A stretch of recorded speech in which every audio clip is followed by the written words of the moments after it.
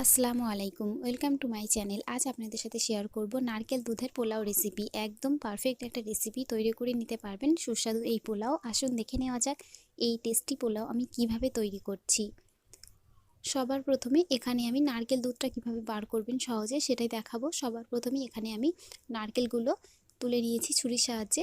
এবার ছোট ছোট টুকরো করে খুব ভালো মতো আমি ধুয়ে পরিষ্কার করে নিয়েছি। এভাবে আমি এটা মিক্সিতে দেবো।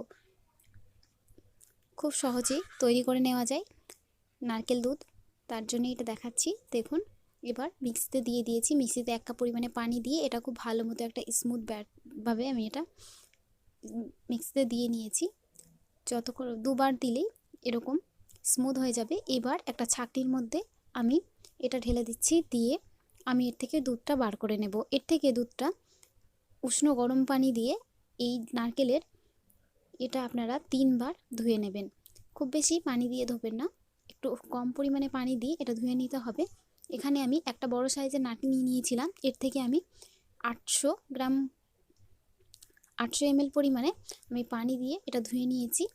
দেখুন, একদম সম্পূর্ণ দুধটা এর থেকে বার হয়ে গেছে। এর যে এটা আছে সেটা আমি ফেলে দেব।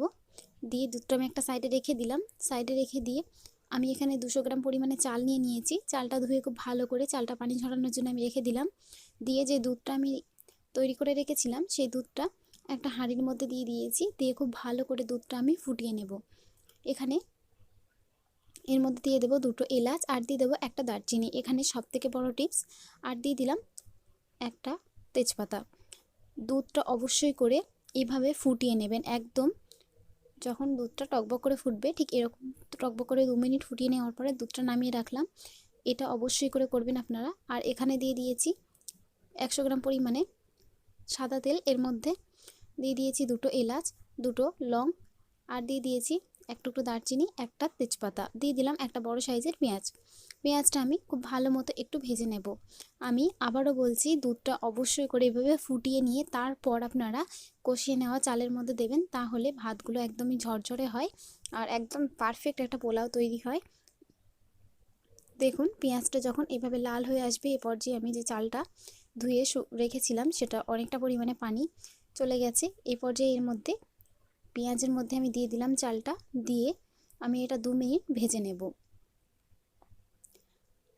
এইভাবে করে নিলে পোলাওটা অনেক বেশি ভালো হয়, তার জন্যে অবশ্যই করে ঠিক এভাবে করে নেবেন। দেখুন, 2 মিনিট খুব ভালো করে আমি চালটা তেলের সঙ্গে আর পেঁয়াজের সঙ্গে ভেজে নিয়েছি। এবার আমি এর মধ্যে দিয়ে দেবো 3 চা চামচ পরিমাণে আদা বাটা। আদা বাটাটা আমি দিয়ে দিলাম। আদা বাটাটা দিয়েও একইভাবে আমি 2 মিনিট খুব ভালো করে চালের সঙ্গে ভেজে নিচ্ছি। একটু আলতো হাতে করে নেওয়ার চেষ্টা করবেন। একবার যেভাবে আমি দেখাচ্ছি এইভাবে এই পোলাও তৈরি করে দেখুন, আশা করছি আপনাদের কাছেও অনেক বেশি ভালো লাগবে। দেখুন, চালটা খুব ভালো মতো আমার কষিয়ে নেওয়া হয়ে গেছে। এবার যে দুধটা আমি ফুটিয়ে রেখেছিলাম সেই গরম দুধটা এর মধ্যে দিয়ে দেব। অবশ্যই করে গরম দুধটাই দেওয়ার চেষ্টা করবেন। ঠান্ডা দুধ কখনোই চালের মধ্যে দেবেন না, তাহলে ঠান্ডা দুধ দিলে চালটা দলা পাকিয়ে যায়, পোলাওটা ঠিকমতো হয় না। তার জন্য এভাবে দুধটা যদি ফুটিয়ে দেওয়া হয় পোলাওটা পারফেক্ট হয় আর চালগুলো একটা একটা থাকে। এবার দুধটা দেওয়ার সাথে সাথে দেখুন ফুটে উঠেছে। এ পর্যায়ে এর মধ্যে দিয়ে দিলাম 1 চা চামচ পরিমাণে লবণ। অবশ্যই করে লবণটা আপনারা টেস্ট অনুযায়ী দেবেন। দেখুন, এটা দুধটা দেওয়ার পরে 6 থেকে 7 মিনিট সময় লাগবে পোলাওটা একদমই দুধটা টেনে নিতে। গ্যাসের ফ্লেম মিডিয়াম টু হাইতে রাখবেন। দেখুন, অনেকটাই দুধটা টেনে নিয়েছে। এবার এর মধ্যে আমি দিয়ে দেবো চিনি। আমি এখানে 2 চা চামচ পরিমাণে চিনি ব্যবহার করছি। খুব বেশি মিষ্টি পোলাওয়ে ভালো লাগে না, তার জন্যে আমি একটু কম পরিমাণে চিনিটা ব্যবহার করেছি। তবে আপনাদের যদি মনে হয় আপনারা একটু বাড়িয়েও দিতে পারবেন। খুব ভালো করে একবার এটা আমি মিশিয়ে দিলাম। খুব ভালো মতো মিশিয়ে দেওয়ার পরে আমি দেখাচ্ছি আপনাদেরকে একবার। দেখুন, চালগুলো কিন্তু একটা একটাই আছে। এখানে খুব বেশি আপনারা নাড়াচাড়া করবেন না। এবার এর মধ্যে দিয়ে দিচ্ছি 1 চা চামচ পরিমাণে ঘি। অবশ্যই করে ঘিটা দেওয়ার চেষ্টা করবেন। এখানে আমি কাজু কিশমিশ এরকম কিছুই ব্যবহার করিনি, আপনারা চাইলে এখানে ব্যবহার করতে পারেন। খুব ভালো মতো আলতো হাতে আমি ঘিটাও মিশিয়ে দিচ্ছি। Pulao almost done. গ্যাসের ফ্লেম একদমই লোতে করে দিতে হবে। লোতে করে দিয়ে 1 মিনিট মতো আমি এটা একটু এরকমভাবেই জাল করে নেব। তারপর গ্যাসের ফ্লেম বন্ধ করে দেব, দিয়ে এটা আমি রেস্টে রাখবো 15 মিনিট।